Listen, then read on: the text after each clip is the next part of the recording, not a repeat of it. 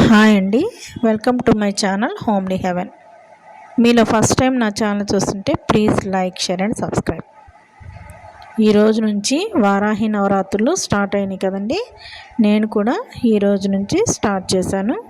నేను 3 years నుంచి చేసుకుంటున్నానండి ఈ నవరాత్రులు.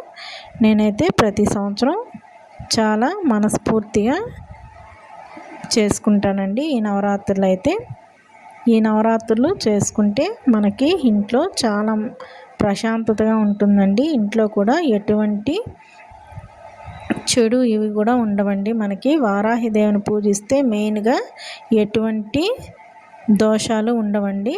అందుకోసం వారాహి మాతని పూజ చేసుకోలేకపోయినా కానీ ఆమెని ధ్యానించుకుంటూ ఉంటే కూడా సరిపోతుందండి ప్రతిరోజు.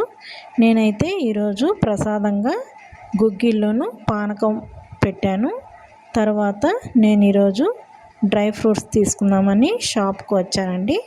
ఇది కాజు హౌస్ అండి, బందర్ రోడ్లో పశువుల హాస్పిటల్ దగ్గర అండి. ఇది మనకి రమేష్ హాస్పిటల్ ఇవన్నీ ఉన్నాయి కదా, ఆ రమేష్ హాస్పిటల్ సెంటర్లోకి వెళ్తే ఇది లెఫ్ట్ సైడ్ ఉంటుంది కాజు హౌస్ అని. ఇక్కడైతే చాలా బాగుంటాయండి డ్రై ఫ్రూట్స్. నేను ఎప్పుడు తీసుకున్నా ఇక్కడికే వస్తాను, చాలా బాగుంటాయి. ఇక్కడ అన్ని వెరైటీస్ దొరుకుతాయండి మనకి డ్రై ఫ్రూట్స్.